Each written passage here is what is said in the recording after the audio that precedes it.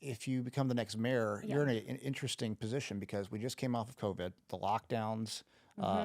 Kids are behind now, right? Yep. And how And we did that because we didn't listen to parents. We kept these schools, metro schools, closed for 8 months longer than any other school system in the area. Parents were begging for our schools to be reopened, and no one in the mayor's office would take on and wake up every day and say, if a bar and Broadway's open, these schools are going to be open. welcome to podcast, Alice Rolli, Nashville Mayoral candidate. How you doing? I'm good. I'm really glad to be here, and I've already had fun talking before we even were here. It's just fun to go back. I guess it sounds like 25 years to you working at our family's farm. Yes, I was looking you up, preparing, and I said, wait a second, Mr. Gagnier, I used to work on his farm. Yeah. And yeah. for about, I guess, 2 or 3 years in high school. And I loved it. I love that farm. That is one of the gifts about running for office. I continue to find, like, this coming Monday, I'm going to go and see the principal at Hume Fogg. When I was there, her daughter reached out to me and said, Dr. Whitefield's her name, that she has dementia, but she has heard my ads on TV and remembered me and asked if I would come and see her. And these are the kind of things that you're like, when do you get to do that, right? So Yeah, absolutely. yeah. So hearing about you working out there on River Road is a good way to start a Friday afternoon. It is. You think about all the things that Nashville has gone through, and good and bad, since then, and that the community that we grew up with, it was special, and I'm hoping that we can keep it special. Yeah, and I do. I do talk frequently about one of the issues about running and why I decided to get into the race was watching what felt like this tearing apart of the fabric of what it felt like made Nashville so special. And a way I talk about that, which I know is very different from the rest of the field, is I believe you can love Nashville and love Tennessee. And I believe that because the highest point in the county is named for my great-grandfather. It's Gagnier Ridge at Radnor Lake. And that's a state park. It's not a city park. And people who live in that area, they don't really care if it's a state park or a city park, right? They just care they have a park. And I think that sort of more pragmatic concept of, and that doesn't mean it was the neighbors who wanted that to become a park, right? But there's also a little bit of an issue of how do we finance the things that are important for people who live here? And frequently our largest funding sources for our most vulnerable residents are state funding sources. And we are 10% of the families in the entire state of Tennessee. So if we have a problem, our neighbors probably have it too. And we can probably go and work with the state instead of having this narrative that's always this, kind of a checkers game of us and them. I see it as a chess game. How do I figure out 3 plays ahead, and who do I bring with me to get things done? No, that's great. I always like to think of it as, we should build bridges, not walls. How do we connect and find commonalities? And, society right now, conversation, you could just have a conversation and it becomes offensive. And instead of, in reality, we've lost in some ways the ability to talk to each other with differing opinions on certain issues and still say, well, you're still a good person and we have a lot of the same shared values. Yeah. No, it's I worked early in my career for Lamar Alexander, who's the senator from Tennessee and also governor. And people frequently say, Alice, you're a Republican. Why are you running for mayor of Nashville? It's nonpartisan. And then I'll say, well, how come it's nonpartisan as long as you're a Democrat? Like how come that is the answer? I'm not trying to make this partisan. Lamar authored what is today's federal framing legislation that passed 85-12. That was in 2015. Education is something that people want to fight about frequently, but it's one of the most important things that we do. And President Obama signed that into law, right? So actually having a Republican there who advanced something that enough people agreed with, and then I always take his opioid legislation that passed 99-1 and was signed by President Trump. How come somebody else didn't, advance that idea, right? So I don't think that leadership or leading this city has to be the domain of a single party. Sure. I think that you can do the work in a way that you can find 85 or 99 people to work with you. and that you can choose, pretty specifically of not getting the city embroiled in things, right? We don't need to tell the Republican National Convention not to come here. We don't, tell everybody to come here. Come on. My job is to make the streets safe, make sure the kids can read, so you can, get to the convention that's coming, and and that the city is well managed. So I sort of have a sense of, if we stick with really the primary goals for this city, I think we can get more done, both with the council and with the state. Yeah, I mean, one of the things when I was reading about education is something that's very important. What would your approach be to education? Would you want to pay the teachers more? How do we create, not just the best system in Tennessee? We already pay the teachers the most in the state, but how do we make it the best in the country? Like, why not make that the goal? That is a good goal. And our teachers are paid the best in the state, and I think that we should stay there, right? And that means that we'll have to continue to keep up. Probably the biggest challenge that I see is a lack of accountability for the school system. And people typically say, Alice, you're running for mayor, you're not running for school board. Why are you talking about schools? But we spend, the mayor's job and the council's job is to set the budget, but it's also to set performance and efficiency metrics around every dollar that we're spending. And if we're spending 1.2 going on $1.3 billion, our single largest line item is in education, then I think that we do get to have a say. And the areas that I would like to see us measure, and that I think other large urban school systems have done, is, are the dollars following the child to the school? And reporters always, follow up with, oh my gosh, that means she's trying to privatize all the schools. No. If you walk into your child's school at H.G. Hill Elementary, where people say to me, I don't think enough money's there, I say, let's do the math. If there's 600 kids there, do you see 600 times $16,265 in that building? Do you see, more than $10 million flowing through that building in terms of serving the site? And they don't, because the reality is that only about half of the dollars are actually getting to the school site, and at some schools it's less. So I believe we should follow a little bit Miami-Dade. They went from F-rated, which is frankly where we are. We're 94th or 95th out of all 95 counties, depending on the metrics and the days. But you can go and look that up. So if we are where we are, if we keep doing what we've always done and say just give them more money and everything's going to be fine, we're not going to get a different result. So I would look at having the dollars follow the child to the school, to the publicly funded school that they're going to, if it's a charter school, a zone school, a magnet school, a neighborhood school, but have the dollars follow the child. I would look at parental choice, and I don't mean only the vein of charter schools. I mean, we have public school parents that are telling us they want to send their kids to Meg's right down the road here, right? We only seat a quarter of those kids. So we send 3/4 of the families away and just hope that they choose a metro school, but they're telling us where they want to go. We see schools like Valor in South Nashville. You and I grew up here. You and I both went to public schools. We still operate under this fiction that we can only have one Meg's, but Valor has shattered that myth. They're outperforming Meg's, right? And they've done that within 6 years of starting. So that tells me the talent is all over the city, but we're not giving families the opportunity. And so I am a little bit passionate about education. Early literacy is truly the key, and we have schools in the city. KIPP educates about 9% of our public school students, and their head of literacy is absolutely amazing, Catherine Baker. She has implemented all new reading strategies. They're in their 3rd year of that. Their 2nd graders are posting 80% reading at or above grade level, and next year they will shatter really the numbers for our city and our community. And so I believe that sort of obsession with making sure every kid can read, it's sort of, I know there's no silver bullet, but it is the silver bullet. Well, and I guess if you become the next mayor, you're in an interesting position because we just came off of COVID. There's the lockdowns. Kids are behind now, right? Yep. And how? And we did that because we didn't listen to parents. We kept these schools, metro schools, closed for 8 months longer than any other school system in the area. Private schools were open, parochial schools were open, independent schools were open.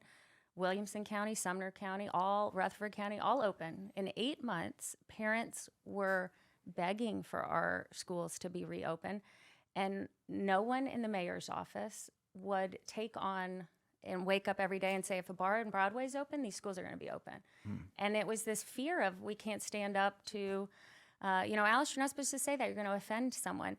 Listen to the parents, right? I mean, look at the outcomes. And I know you can say those, complex situation, hopefully we'll never have to go through another pandemic again. But when all of your neighbors are making a decision, when every private school is making a decision, we truly said our kids should operate in like a separate class, and that is not right. I mean, I'm in the camp of like, Mama Bear. I have 2 boys; they're 7 and 11. I'm like, dude, we're going to school. Yeah. So, Right. Well, they said trust science, and this was political science. That's what it became, especially with the kids, and that was unfortunate. So, what do you do, to get the kids back on track? Let's say we're behind. I don't know, maybe a year. The kids are, and early development is key. How do you tackle something like that? Well, I mean, we were given about $600 million of additional federal relief fund to provide one-on-one tutoring, to look at beefing up our early literacy. I think that they are making gains that are going in the right direction, but I also believe. I think actually right here around the corner, Warner Elementary. Have you followed the Warner Elementary School at all? Not recently. Okay, so it's right around the corner. This is a school that for years was in the bottom 5% of the state. Families were fleeing, and a new leader came in, Ricky Gibbs. And your listeners, if they're podcast fans, which I guess that they are, they can listen to season 2 of The Promise, WPLN NPR. I was on the board actually then. And our the second season is about Warner Elementary and Ricky. And he brought parents back. He provided accountability. He provided structure. He got the test scores up. He moved it from bottom 5% to a reward school, which is our top group of schools.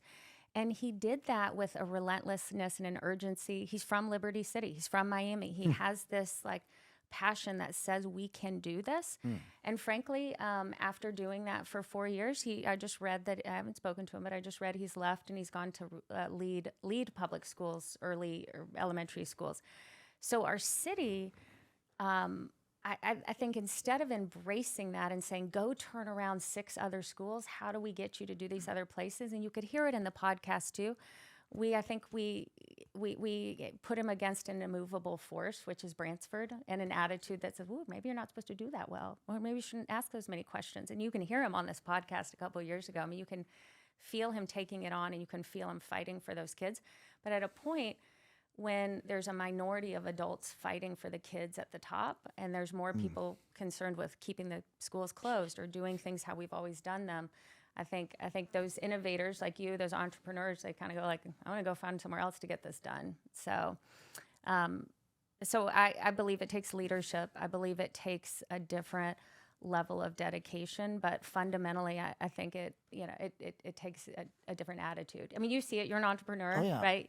Some people have that, and some people don't. And well, I feel a little bad because this is right down the street. Yeah. And I've been gone, a lot the last 8 years, but. I think about that. I'm like, what can we do to get something like that back? I mean, because we need that energy. Public schools. I mean, I was raised in a working class family here, and great mom and dad, but it was tough. I remember we had some tough times growing up, and the Metro Public Schools really prepared me. It's very diverse education.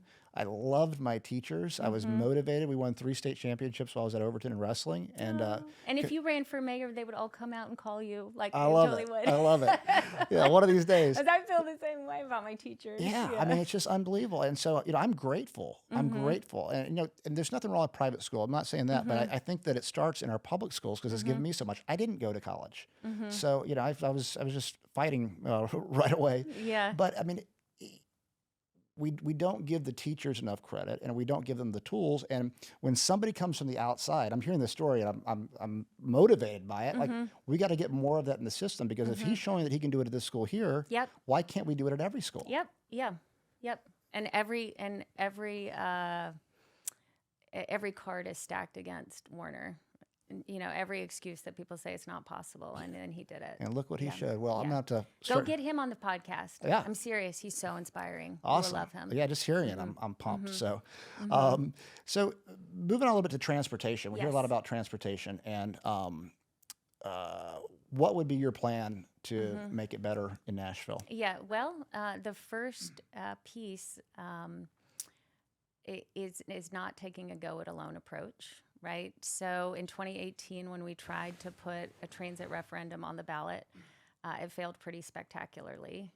It failed pretty spectacularly because voters looked at that and said, how is this giant big dig in downtown actually going to help me, get where I need to go? So a coalition of about 20 mayors through this group, it's called the MPO, Regional Planning Organization. First, I would say a new mayor doesn't need to come up with a new plan. We have a strong plan. The single most important goal, I think, as a CEO of an organization is like, what's the piece I need to move? It's quarterbacking, getting dedicated funding for our county, but also really for the region. That means going to a referendum for the voters.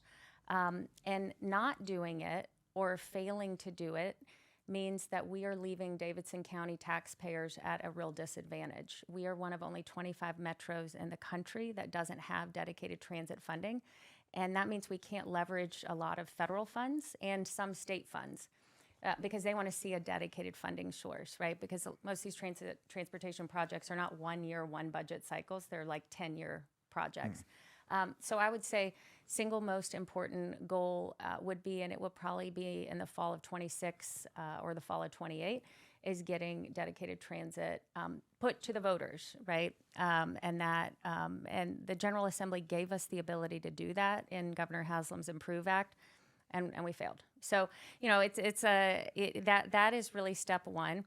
Step two, and more immediately, is what are you going to do now, right? I would say. Continue the work around bus rapid transit on most of our major corridors. Continue to look at how can we, as downtown parking becomes more and more expensive, which it is, but it will become even increasingly more expensive because we have lifted the caps. We used to require you to build so many parking spaces for your building. Now we don't. So supply and demand, what does that mean? That means parking. So our pain point, the last mile of getting to downtown, is now expensive enough that I think that we can build additional sort of regional centers where you stop and you park your car and then you ride for the last 6 miles, if it's to Vanderbilt or if it's to the downtown arts and entertainment district. And then I would say, how are you going to measure that? So our measurement is, I don't believe in, and maybe this means I'm not inventive enough, but maybe it's that I'm the granddaughter of a farmer that you worked with, is that I don't see a world where you take transit from Hendersonville to Nashville, and everywhere in between. But what I do think we can measure is for our largest employers and our hospitals, our largest performance venues, is what percentage of patrons or employees or customers are coming there that are using transit for a part of their journey, and how do we start to increase that number? And I think that we do it through creating places where people will drive their cars to and then bus from there. And I know that might not sound sexy or interesting, but I think it's pretty practical, and I think most of our county mayors are sort of in the camp of like, yep, that works. And for people who live in Nashville, we don't just feel the traffic and transit congestion from Nashville. We're feeling it from the growth of all of our regional surrounding neighbors. So how do we start to collect cars on arteries at places and then use bus rapid transit where we can be more flexible with demand? I don't see, I mean, there may be at some point in the future, some kind of rail somewhere, but I actually see a belief in our ability to flex around more bus lines. Like, think about when the Taylor Swift concert comes, right? Well, if you can deploy 6 times as many buses or frequency in that weekend, that makes a lot of sense. And probably you can move people faster. And so being a little bit more flexible and adaptive. And then the last thing is that we still have a lot of places in our county that we are not using traffic signaling technology, which you can see the congestion. You can see the congestion on roads. Then it'll all of a sudden clear. So it's not really a traffic issue. It's a congestion issue that I think we can solve too. Yeah, I think that's a I don't say easy one. It seems easy just to fix the timing of the lights. One thing I haven't heard a lot of the candidates talk about, I was talking to Matt about this yesterday. I brought it up.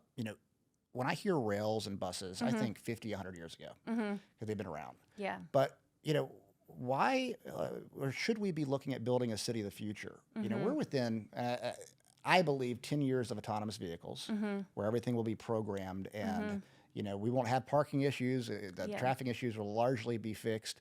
Have you thought about that? And, if so, what's your thoughts behind it all? I have not, but I will put you on the committee to help me think about that. Awesome. Yeah, I was just, it's like, how do we build the city of the future? Because we're right there. AI is coming faster than we might like. And, there's... Yeah, and and I've seen, actually, one of my neighbors was at Nissan here and with a Google car project. Yeah, so I mean, has anyone actually deployed that at scale at this point? No. Or It's coming, though. Yeah, yeah, and it's one of those, I sort of look at it as one of these never-ending projects for lawyers to decide, like, how you insure a vehicle that is driven by technology. Yep. So lawyers, get ready. You're going to have fun. Well, it does. We put so much thought, and we should, into these complex traffic problems and transportation. And I do think that sometimes we forget about, we're in almost revolutionary times with technology, and I think it's going to be hitting soon. Yeah. If you're mayor for 8 years, you're probably going to be facing that. And probably even more reason to not, rip up the roads with, embedded rail if you can start to program and, probably again, that sort of concept of, I'll take it to the Back to the Future, but probably 15 years ago, my husband and I went to Tunisia, and just the two of us.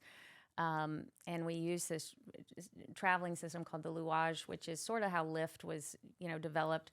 That you effectively would go to a station and they would wait until 6 or 8 people who are going to the same city got there, and then they would take off, right? So it's sort of like an on-demand, and you'd show up and they'd be like, Sue, sell gem, City Boo Said, and they would just be yelling it out like you were just going to decide when you got there, like going to a market or something.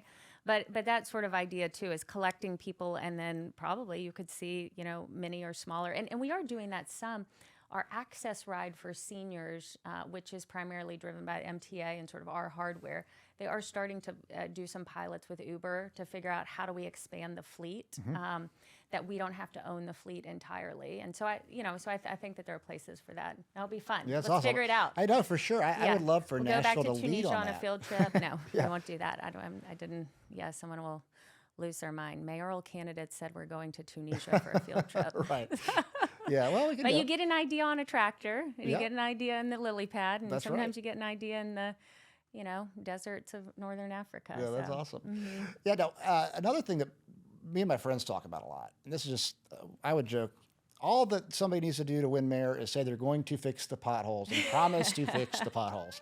I know it's not possible to fix them all, but do you have a plan for dealing with that? Yeah, well, we so actually, if you look at the throughput now for NDOT, so I think one thing we were not doing well with prior administrations was performance management metrics across our agencies, and I think NDOT.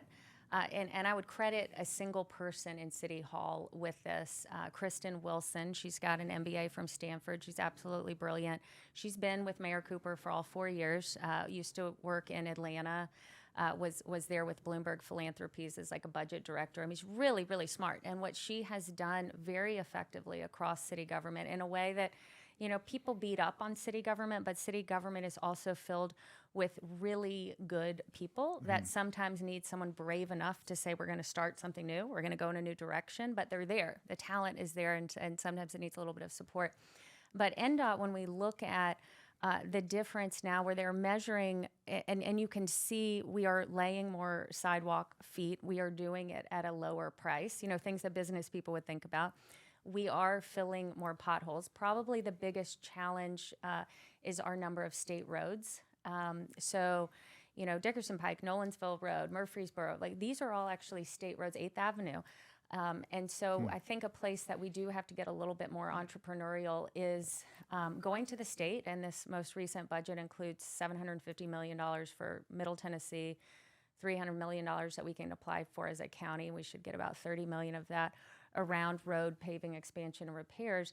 And I think we just got to go and be smart, right? To say, like, how do we get the most done, the fastest and the cheapest possible, and figure out who we need to hire, even on a short-term basis, to get it done. Yeah, it seems like the state and the city is at odds. One of my best friends growing up, he's working for TDOT, and I now call him every time I hit a pothole because he said, actually, I'm kind of helping with that. I'm Yeah, like, yeah.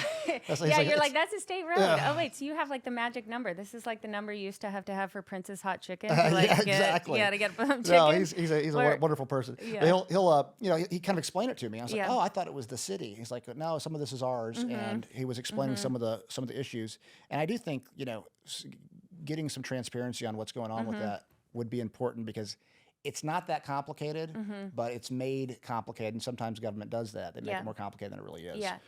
Yeah, and so I have frequently, and I know someone later accused me of being anti-First Amendment. I'm not, but I will still say what I say. As I say, in my administration, we're not going to have a pro-life rally or a pro-choice rally. We're not going to use City Hall for a backdrop for these sort of national issues. We're going to have a pro-first graders reading rally, a pro-filling the pothole rally, a pro-taking out the trash. And I think some of it is also about what you elevate, right?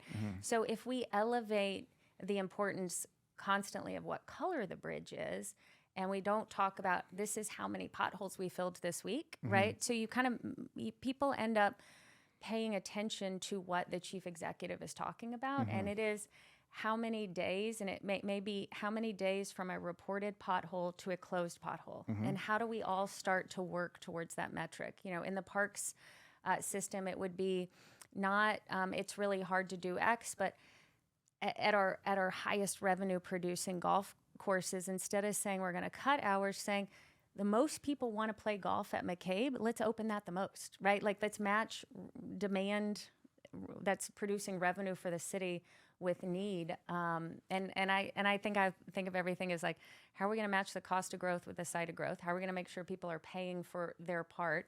And then how are we going to help get the institutions not aligned on like, what some fight is with the General Assembly, but what did you do today to work with the state?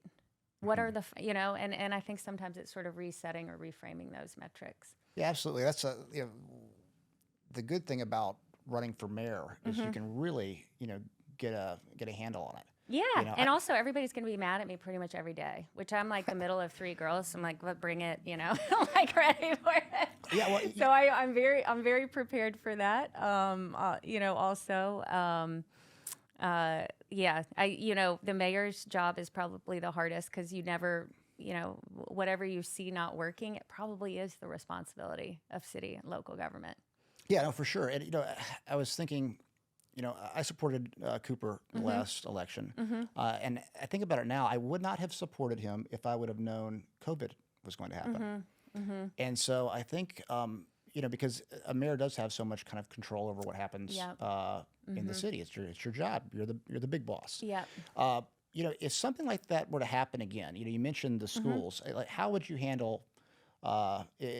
Same scenario. How would you have handled it differently or the same, or what's your position? Well, so I mean, he was obviously dealt in the whole country, so it's easy to sort of Monday morning quarterback this situation.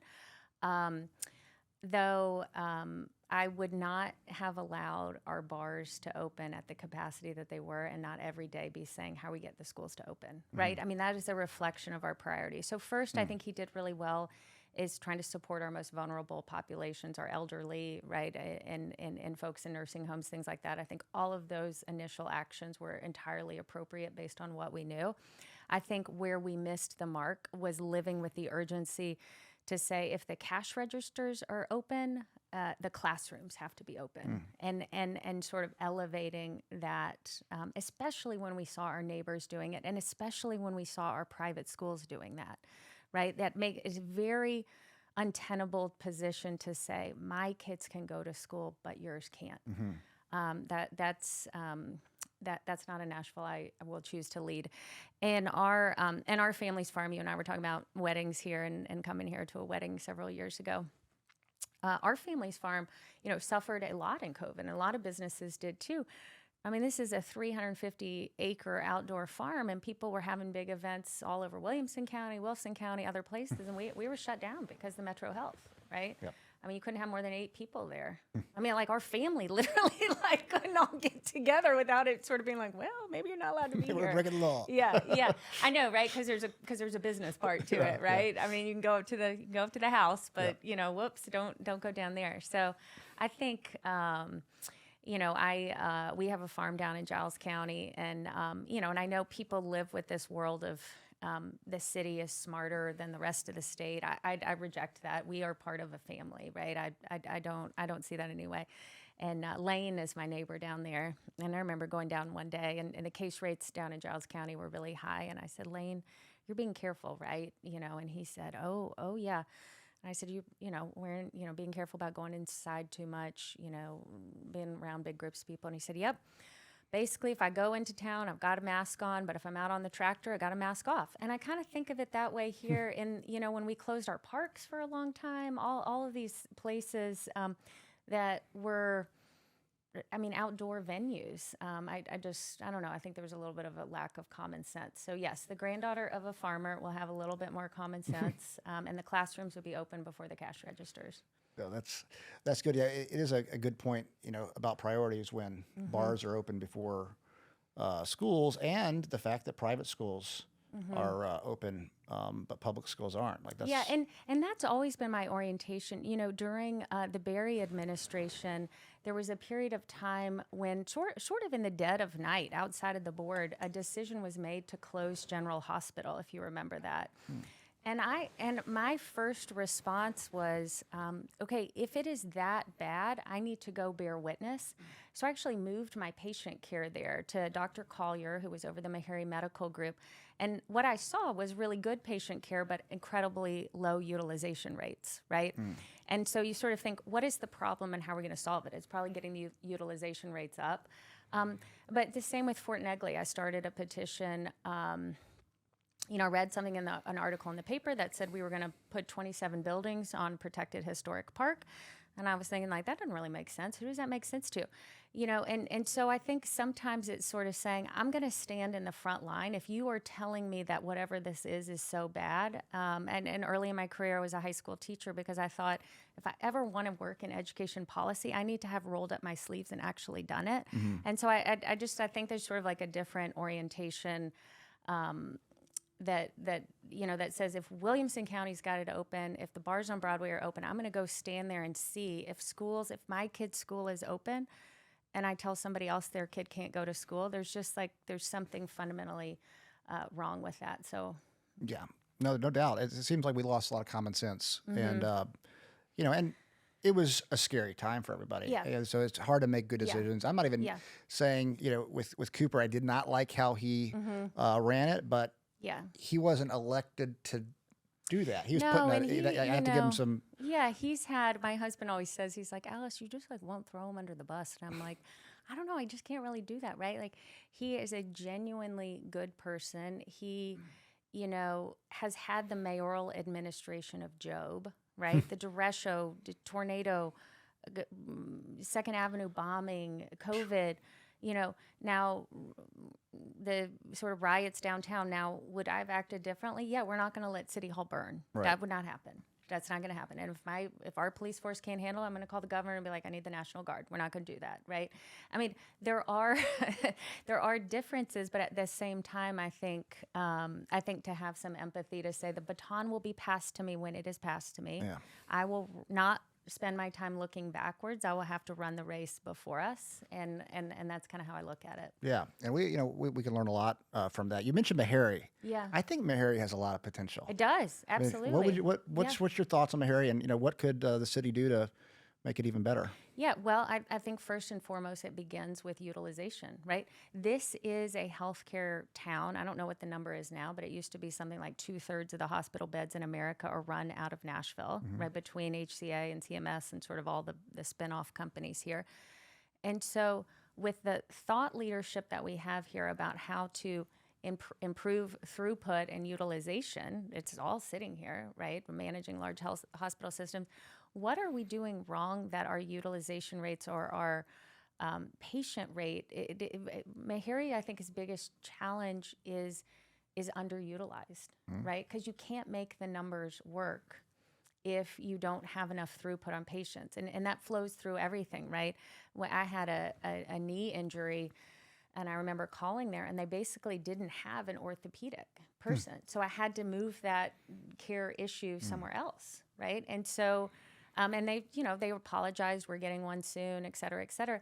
But it's one of those things, if you had, it's really, it feels to me like a volume of care. And because it is the city safety net hospital, and because it is a primary care, and there's so much that can be done on preventative care, I'm not sure if it is a difference in delivery, if we need to think about, in some of our underutilized retail centers, similarly to how Vanderbilt's been doing this and Ascension pretty successfully, right? You see these pop-up healthcare centers all around the city now. Do we need to think of that? But how do we need to think about growing the number of patients into Meharry? And I don't have an answer, but I feel like that's probably the biggest single challenge that they have. Well, what would like with Meharry, you have underprivileged population, generally going there. Yeah. And the genomics labs that are being built are so underutilized. It's it's hard to do. It's complicated, but we're building one right now. Yeah. And I like to say we're going to make it better than Vanderbilt's, and it's going to be in Tijuana, Mexico. Yeah. But the care for these patients could be so much better just by having a great genomics lab. Yes. Just by being able to sequence the DNA and different things for cancer care specifically. They don't get the care they deserve. Yeah, our drugs and drug testing is primarily is oversampled on white population patients. Right? Yes. We know that. Yeah. So the sort of dosing and care, and a real light nationally for Nashville during the pandemic was Dr. James Hildreth. Yes, right? absolutely. I mean, and also I think recognizing the difference in levels of fear and the levels of infectivity and levels of recovery with the African American population. But I think you're right. I mean, well, look, we've got one of the only historically Black medical colleges. We have a city's general hospital. We have, like you said, opportunities, and so maybe there are other ways, sort of other revenue streams that we can also think of with the private sector. So I'm like a solution finder. So we're gonna figure it out. Yeah, well, Dr. Hildreth, you're getting appointed to like all the figure it out groups. Okay, thanks. Yeah, no, you don't get paid. So just, no, I don't. I don't need it. Like with Hildreth though, like I don't think Nashville realizes, and I disagree with some of the stuff he even said, but we have a Rhodes Scholar immunologist who focused on T cells, and I would love to talk to him about this one day because we were focusing on antibodies, and I thought we should be focusing on T cells, and that's his expertise.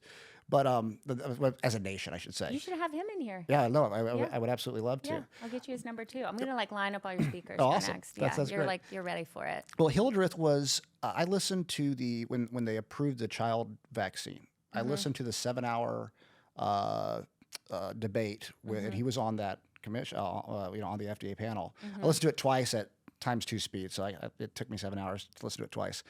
And he actually made the argument. I appreciated the argument he made. He said that about half the kids or so have already had COVID, and I'm approving this only because I think people should have access to it, but not because I think that every kid should have it. And I was like, thank you for saying that. Yeah. And there was a couple of the different scientists on the panel that voted for it that had made that argument too. And I was like, okay, at least you're acknowledging. Yeah. I was on the other side. I was like, might try to force people to take it. But if they already had it, that was my concern. And they at least brought it up. And it's courageous at that level to say that. So I really appreciated him. And he's, Meharry has so much potential too. I mean, it's got the medical college.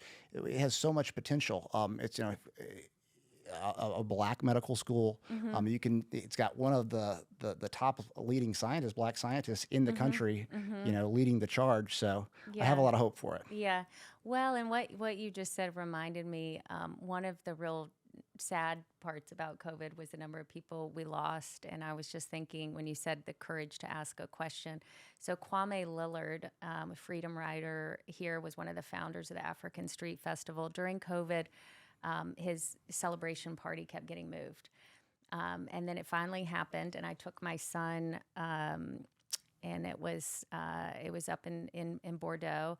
And Mayor Cooper was there, me and my son, and I'm pretty sure we were the only 3 people that were not African Americans in the whole, probably 100 people there. And we walked in, and I said, I brought my son because I said, Kwame Lillard you should ask him like what it was like, to be a freedom rider. And the whole way over there, my son was, well, how come there were areas that were all Black, and how come we had racial redlining? Why did these things happen? Someone who's 10 years old who doesn't see that today. And I still remember Kwame said, Benno, you just keep asking the questions. You just keep asking the questions. And that's the same thing, this sort of fabric of not living in the space that we already know the answer, but that we are brave enough to ask, and then sort of brave enough to keep asking if it doesn't really add up. Like you were saying he did, and that other people did. Yeah. And that's a great leadership we have in Nashville. Let's move on a little bit to Freddie O'Connell put a tweet out yesterday or the day before about Steve. Is it about me? No, about Steve Smith. Oh. And basically, I read it as, and I didn't know his position on downtown and the music, and I read the comments, and but I still don't exactly know his position. I'd love to ask him, but he suggested he wanted to lower the decibels downtown, and I took it as, is he trying to silence downtown? Is he trying to shut down the music? Is that what his proposal was? But what do you think about? Do you know anything about? The war between Steve Smith and Freddie O'Connell? Yeah, over the sound and stuff? Yeah. Well, so Steve, I've never met Steve Smith. People frequently say, is Steve Smith supporting you? I'm like, nope, there is a Steve Smith who has contributed to my campaign, but more than one person has the name Steve Smith. He's not the same. He's not, he went to grammar school with my aunt. I mean, like, not the same Steve Smith. I think that both sides are a little bit right, that downtown does not feel like a great place to want to take your family. Downtown has gotten a little bit raucous. And so I think some of the things, like there's now a separate downtown police unit, the bar owners have done quite a bit more. They actually went and got a state law passed that allows them to have a separate downtown police force. It's paid for through 4% higher property taxes and 22% higher sales taxes. When you go downtown and get your bill, you sort of see like, ooh, taxes are a little bit higher here. That's where that is going. But in terms of silencing downtown, I don't see that. I think that I do think that. I do not tell people what songs they're allowed to sing. You come here, sing whatever song you want to sing on the stage. Different bar patrons are going to go to different bars depending on who's playing and what they're doing, right? That's not our role. And so all of this debate right now about who's allowed to sing what or say what, I think is really unproductive for elected officials to get involved in, right? Because when you start deciding what somebody gets to say or sing, where do you stop? We're not the what do you sing police. I'm not going to get involved in that. But in terms of lowering the decibel levels, that sounds to me like more sort of hyperbolic, like bring down the drama. Yeah, my understanding was like my understanding is like the noise ordinance. They could possibly, change that to where they have to maybe not be as loud. For most of the ordinances that we have, I think they're reasonable. I think the business community and others have agreed to them. I think the bigger issue is enforcement, right? So I mean, if an ordinance isn't being enforced, we should. But I'm not sure that there's like a strong call at this point to change an ordinance. So I think Freddie's right. If we're not enforcing an ordinance, let's ask why and let's start to enforce it. But I don't really see an appetite for changing a current ordinance. Yeah, what do you think about But the two of them, there's something going because he's running attack ads after him, and and it's it's a whole thing. Yeah, So it's a whole thing. where I just kind of sit over here, and a lot of the campaign has been that, right? There were 8 of us that were covered for most of the race. Now there's 7. Jim dropped out earlier this week, and I really respect being there on the stage with him.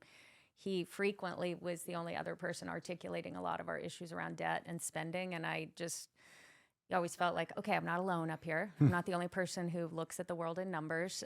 Thank you, Jim.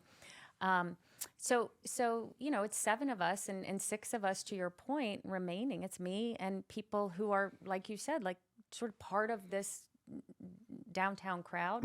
Their whole experience is I've worked for 3 mayors. I'm a current elected official. I've been here for 20 years as an elected official. And so there is a sort of insulated, we need to keep the narrative going of, I don't know, us and them. And I sort of think I'm like Ted Lasso. I'm like, well, maybe we just gotta like try coaching this thing a totally different way. You know? Yeah, absolutely.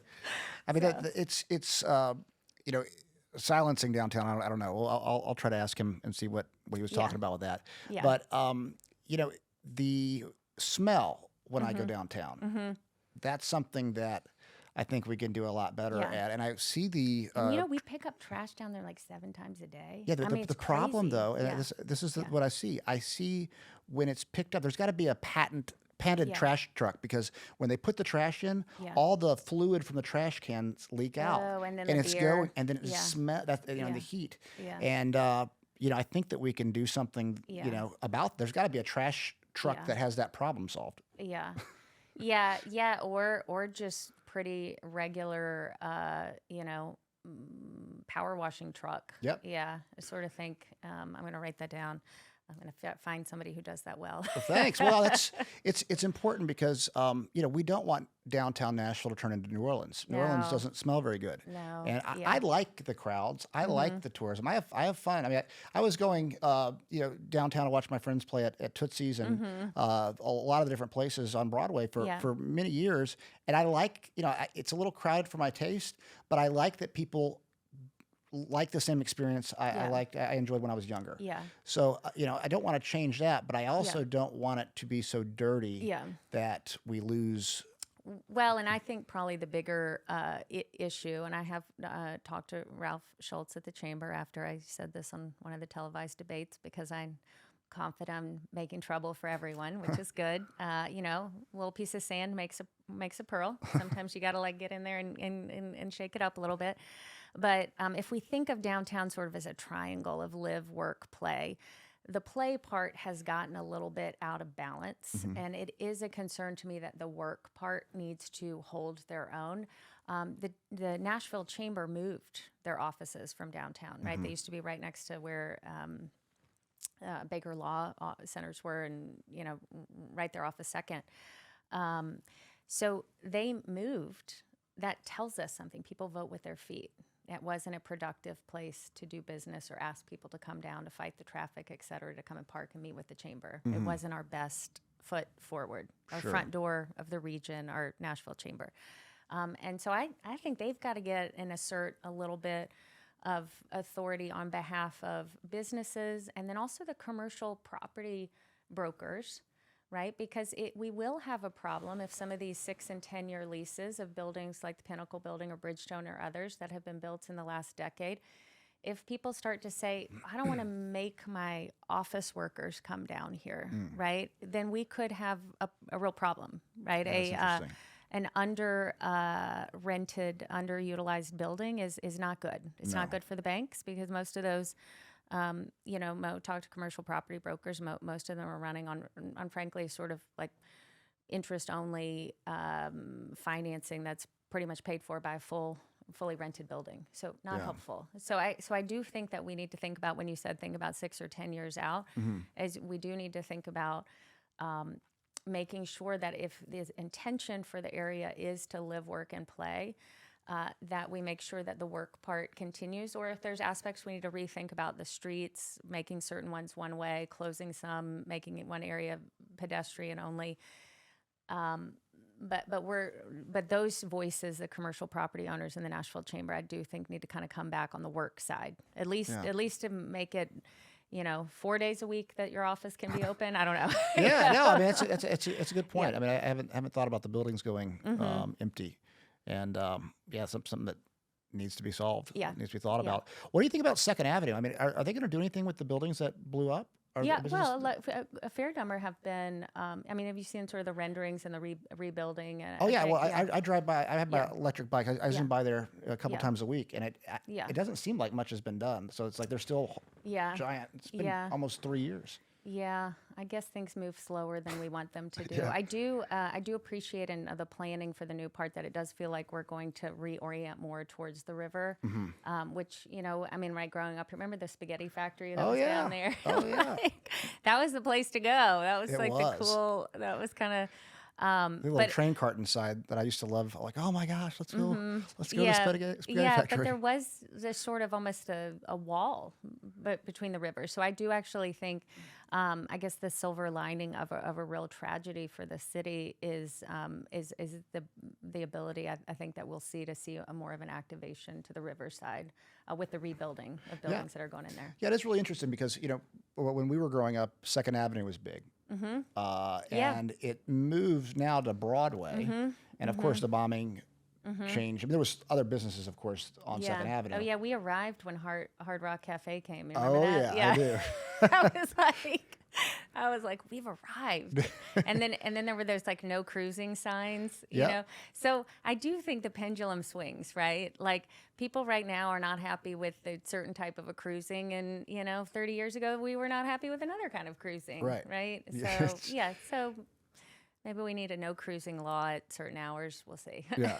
No, it's traffic down there. I get around my electric bike, and actually I have 3. So when I have friends there, I'm like, hey, we can all go. Yeah. Oh, that's But good. we zoom around, and it's a really good way to get from East Nashville to downtown faster many times than you can drive.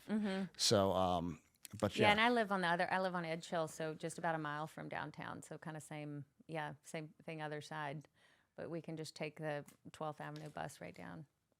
Talk about your position on small businesses, and are you going to be a pro small business mayor, or are you going to be more of something else? Yeah, I couldn't be more pro small business. I'm the only candidate in the race to have taken the taxpayer protection pledge, and I'm not raising property taxes. We are going to figure out how to operate the city on the revenues that we have, or we're going to figure out how to start to look at maximizing underutilized revenue sources, right? 12% of the property in the county is not taxed at all. A lot of other cities do what are called voluntary pilots, and we think about, we have them at a certain level. They need to be rethought and sort of upgraded. So take Vanderbilt, for instance, and I'm not picking on Vanderbilt. So Lynn Maddox and Nathan Green and all your government relations people, not picking on you. I'm just helping people see. I know you do have a part of a voluntary pilot, but we do need to renegotiate that. But if we think about nonprofits, other institutions, they still pay a water bill. They still pay an electricity bill. Why don't we pay a city services bill for filling the potholes, for having emergency and 911 service, right? And yes, it would have to be voluntary, but I actually believe in particular if we start to say, hey, if one of your single most important issues is the fully funding of the Barnes Fund, what if we levied, voluntary 10% of what your property taxes should be, that you contributed to the city, and that would work out to about $55 million. That'd take care of the Barnes Fund at twice as what it's funding now. So I think it's thinking constantly, as sort of a salesperson or as a chief revenue officer of the city, how do we get these buildings open faster? How do we make sure that we're collecting the taxes that we're due? In the cases of fees, it's going to the state.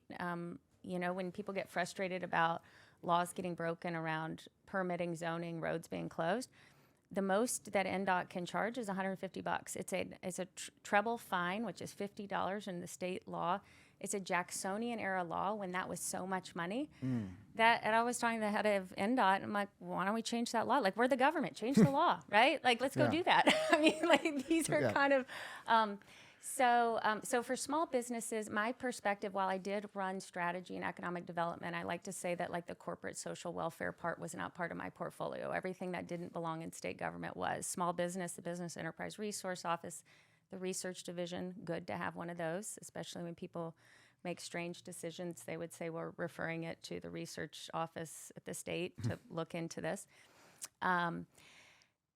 I believe economic development is fundamentally education. Are kids prepared to come and work at your company, right? Can they qualify and compete for the maximum wage jobs, not the minimum wage ones? Are we keeping the streets safe? When you call 911, does someone come? And right now the call times are higher. That is a small business issue. And then issues around infrastructure, right? I mean, just the blocking and tackling of the city. So I think you will see much less ribbon cutting from me and much more, are we reading? Do you as an employer have someone that you can actually hire here? And do you want to send your kids to schools that your tax dollars are paying for? Yeah. And if the answer is no, then we're not doing our job in economic development. Interesting. I mean, you mentioned getting buildings up faster. The codes department is so backed up. I mean, if you go down there, well, I guess you can't really go down there right now, but the wait is horrendous. You plan on hiring more people for that? Yeah, well, government is kind of sort of lagging. It's getting in its way. I think there's two things. One, some new state laws that were just passed, and I will give Senator Yarborough in the field a shout out for this, is how do we sort of FedEx parts of city government? And don't hear that the world's coming to an end and Alice is firing everyone, but walk with me down this road. The U.S. Postal Service forever, people said you could not track your mail overnight, right? It took somebody else coming in. The U.S. Postal Service is still here. It tracks our mail overnight. If you go down to FedEx and the matrix at FedEx, they actually do the overnight part and the Postal Service delivers the other part, right? So this last General Assembly, legislation was passed that allows in fast-growing areas like Nashville that if the codes department's not able to handle things like electrical permitting and review, that a privately permitted person who didn't build the project can put their license down and speed it along.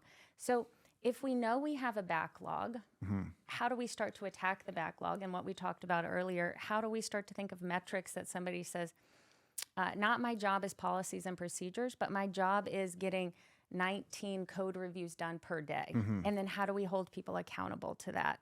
Because I think when people don't have that very clear, this is what is expected every day, that it just turns into this like paper passing. One of the big challenges too, and I see it as an opportunity, as sort of an entrepreneur would, right? We have a new regulatory environment that's coming. The city council will be half the size in some point in the future, and I know there's, as Alice, does that mean you're just not going to fight it or whatever? I see it as a business person, right? You can wake up and complain about the interest rate today if I'm selling homes, or I can wake up and figure out how to get you in a home that your budget is going to work with. And so I think cutting the city council in half gives us actually an opportunity to rethink a lot of ways that we do business. Because right now, in the 60 departments in the city, the ones dealing with codes, zoning, that they're in two totally separate verticals, right? And so no wonder they're spending half of their energy going sideways. And I think any business person, you start to say, how do I get the work out so that we can get the result? Yeah. No, yeah. I'm just, and I know, then I'll get a note like, Alice, don't you think we've thought about that before? But it took us 3 years in the Haslam administration to fight the whole AT&T lobby, and I know, Joelle, I know y'all tried your best. It took 3 years to get a very practical solution, which was allowing rural telcos, rural electric co-ops around the state, to be able to pull fiber. We didn't have enough broadband in the state. AT&T wasn't going to be able to get it done for 40 years, if you really looked at the whole thing. You have electric poles all over the state that are run by electric company. Let them pull fiber so we can have internet connectivity.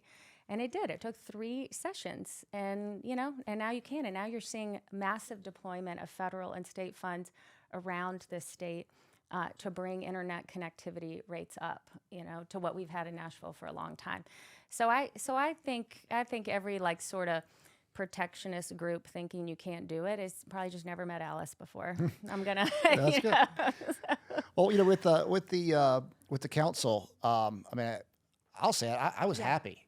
because the council was so big. I think it was the third largest in the country. Oh yeah, no, And people say that all the time. I'm They're like, like, "Oh yeah, I know that you have to, and I'm like, "What do I have to do? Like, why can't we just say like, it's a 60-year-old experiment. yeah, It's a 60-year-old car.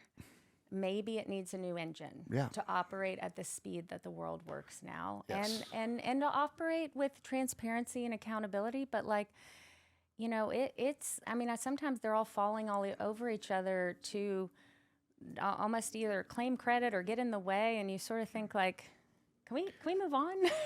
Well, yeah, and, you think about that's the partisan part of politics Yeah. because because the Republican state legislature did that. It's like, oh, it's awful, and I'm like, well, I don't think they did it without a lot of support within Nashville. sure, When you think about it, actually, the reopening of our schools, so many parents pled with the school boards to do what was right, and it took a state law.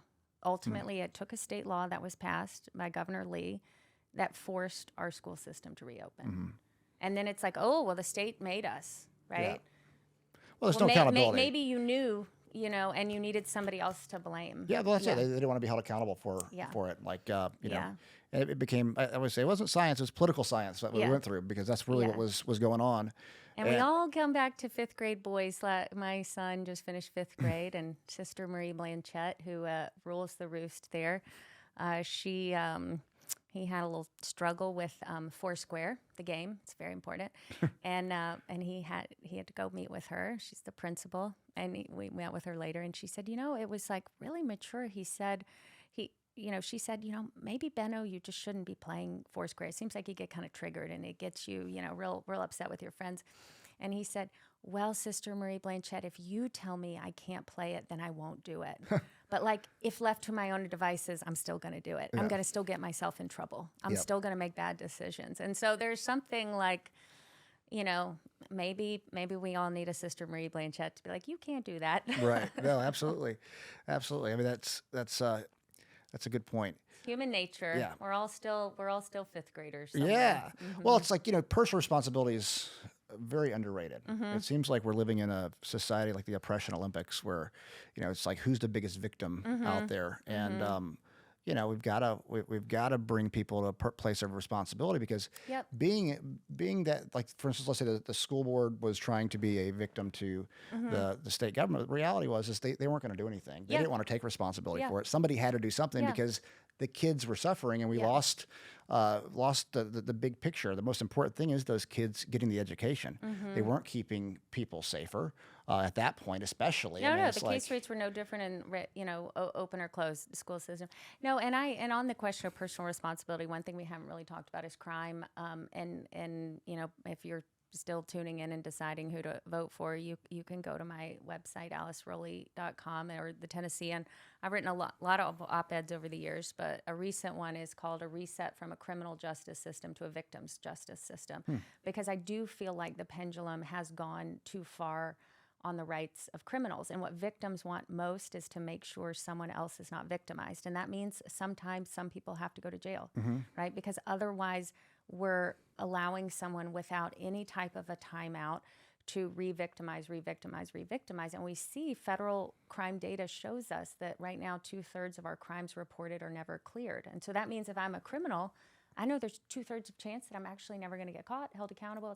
The case never going to be closed. And I know a lot of those are smaller issues, but when you start to learn, that's a learned behavior.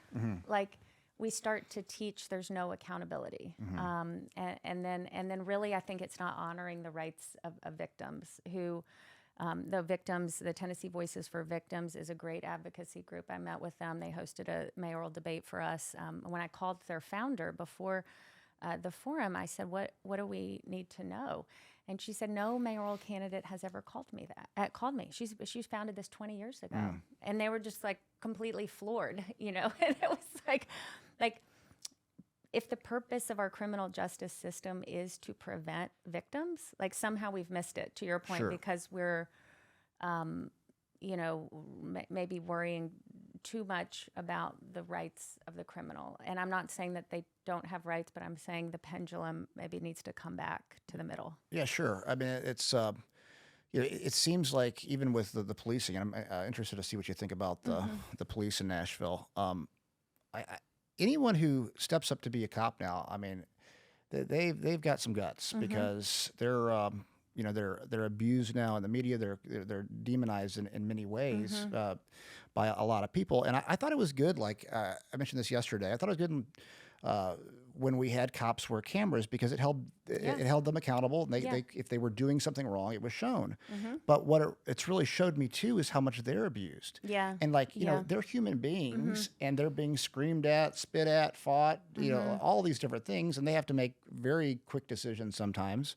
And you know, what would you do? What would be your approach to crime in Nashville with the police force? Well, first, it would be to ask Chief Drake to stay. I think one of the hardest things in an urban police force is to have a police chief that has the public's trust, and particularly after Covenant, particularly after the heroics of those men, but also his empathy towards the families. His recognition of faith. I think that families all over the county say that's a police chief I can trust. And so I think step one is asking him to stay.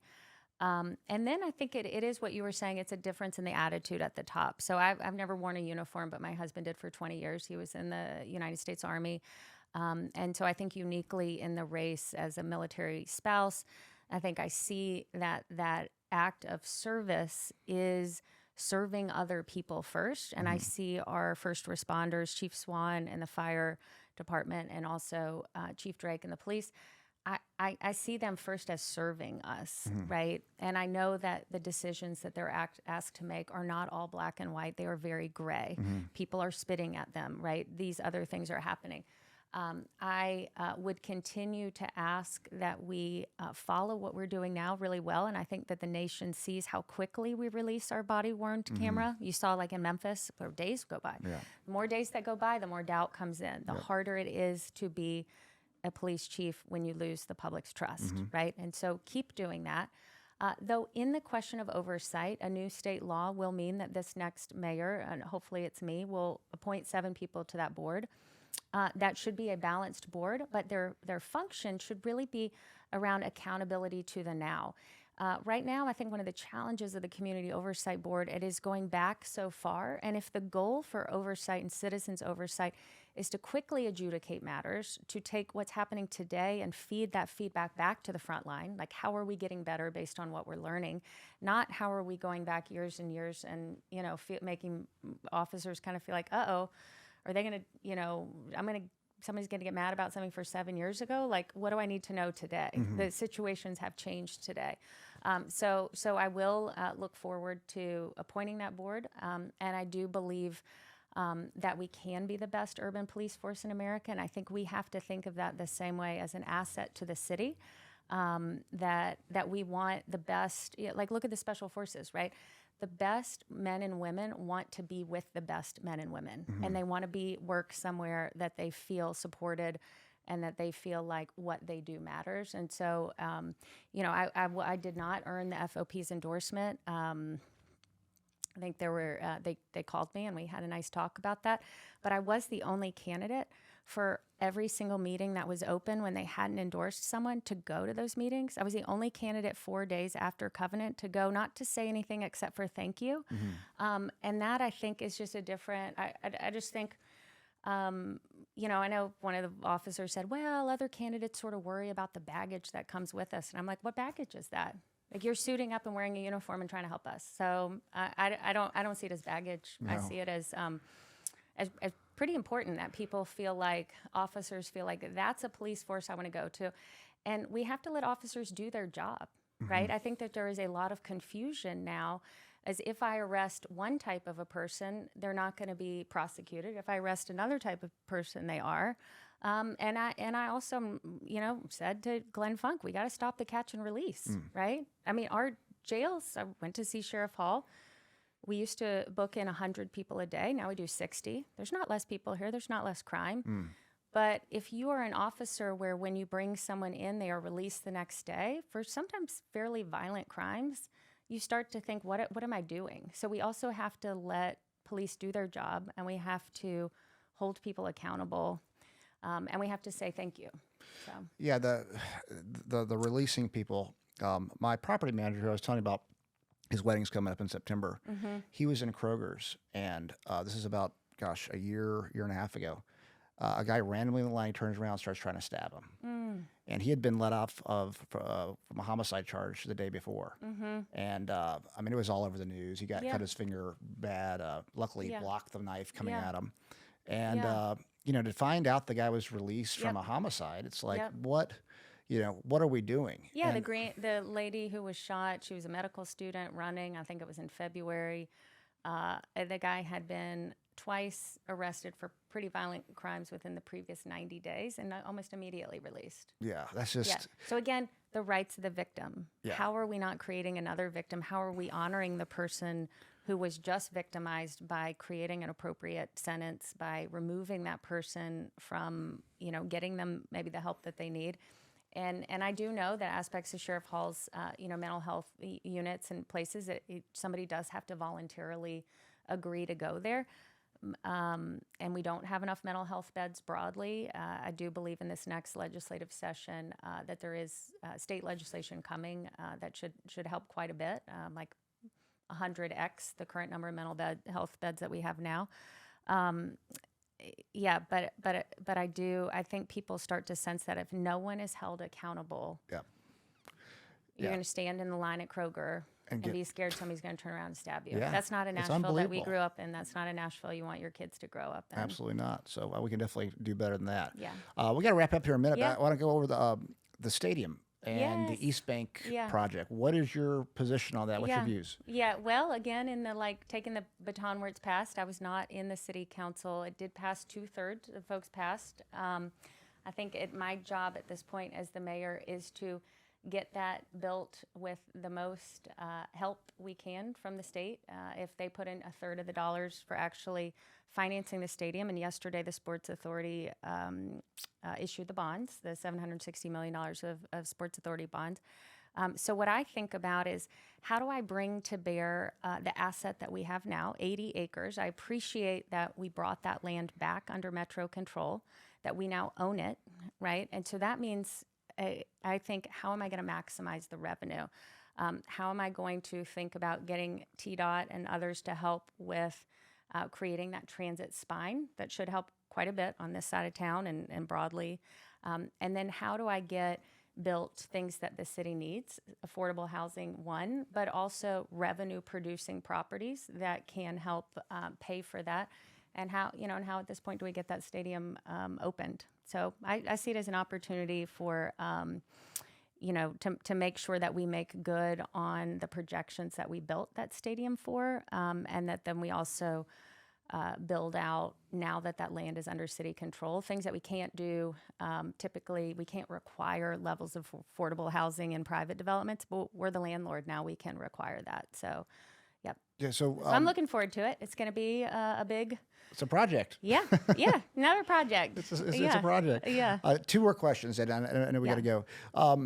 The affordable housing, and for instance, like the Envision Casey project, would you still be continuing, to finish that, or what would be your plan on that?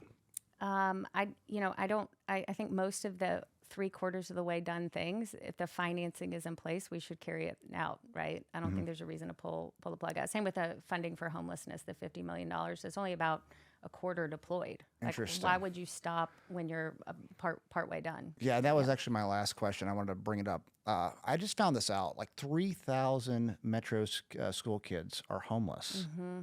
We've got to do something about that. That's not okay. Like, how do we? Do you have an idea of how we could start to fix that problem? Yeah, well, it's built. I mean, we as a city set aside more COVID relief money than any other city to tackle homelessness, which I appreciate. So, but only about a quarter of those dollars have actually been deployed to build more permanent supportive housing. So and the new homeless impact division that's been built, office within Metro, I've heard, actually yesterday met with the folks from Brookmead Park, the homeless encampment that was closed. And so I actually think that we're going in the right direction, their sense too, because there are a lot of children living there as well. And I think it's another area that we can bring to bear both federal and state dollars. You know, it was a real tragedy that our state was ranked number one for not deploying TANF funds. Those are temporary assistance to needy families. So there is now about $750 million for temporary assistance to needy families working its way through.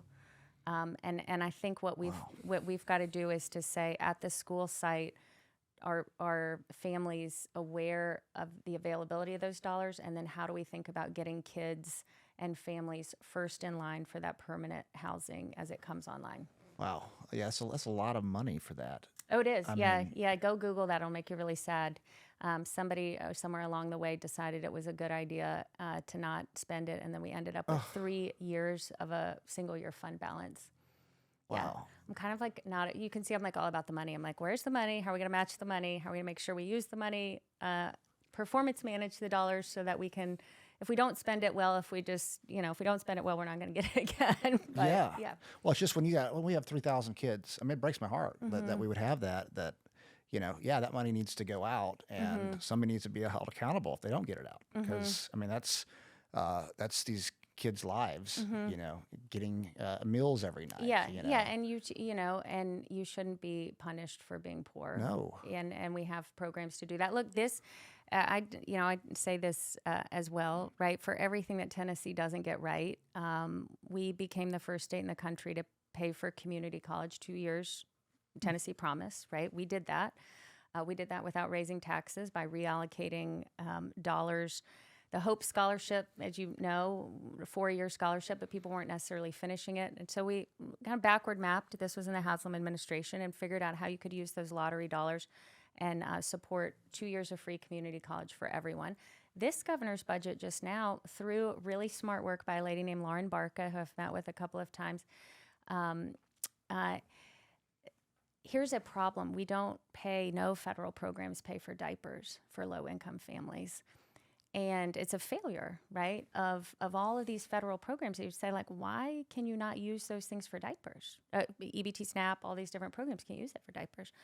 That's crazy, right? So there are 250,000 babies roughly under the age of 2 covered on TennCare. They went through and did the math and said the filings for urinary tract infections, for diaper rashes for babies, and how much we were spending, but also the difficulty those families were having that baby was crying through the night in a wet diaper, right? Like the pain that they got to bring that child in. And then looked at it and said, how much would it actually cost for us just to provide diapers? And so this budget is paying for half the diapers. I think probably similar to to Tennessee Promise. Once they figure out the throughput, I'm pretty confident it'll be 100%, but we always like to say, woo, like under promise, over deliver. But Tennessee's the first state to do that. Why is that, right? So I think of it, we've got homeless children here in Davidson County. We probably have them in the rest of the state too. Of course we do. The state has $16 billion unallocated last year, meaning our actual revenues that are allocated, our recurring revenues, we're collecting that much more. So how do we walk in the door and say, we need more mental health beds, which they're already working on? How do we say, what are additional supports that we need for families and children in particular experiencing homelessness? How do we do that? And I think it's walking in and not saying, I hate you, but it's saying, like, I got 20,000 babies now in Davidson County that are going to do better because of that. So who else can I help and who can I bring with me to figure it out? So we're going to do it. You're going to help me figure out AI for cars and like some kind of testing thing and all these there's so many on this campaign who meet so many smart, everyday Nashville people. They don't have a title. I know everybody makes a big deal about who's endorsing who. They don't have titles. They never held elected officials, and they love this city. Oh, yeah. And they know that we can do better. We can, absolutely. Yeah. Well, thanks for that. Do you have anything in closing you want to say to the people? Well, I'll just ask, early voting's through July 29th. Election day's August 3rd. I would love to have the opportunity to earn your vote. If I can't earn your vote, I would like your prayers because it's been a journey. And I'm glad to be here. So thank you. Awesome. Well, thanks for coming on the podcast.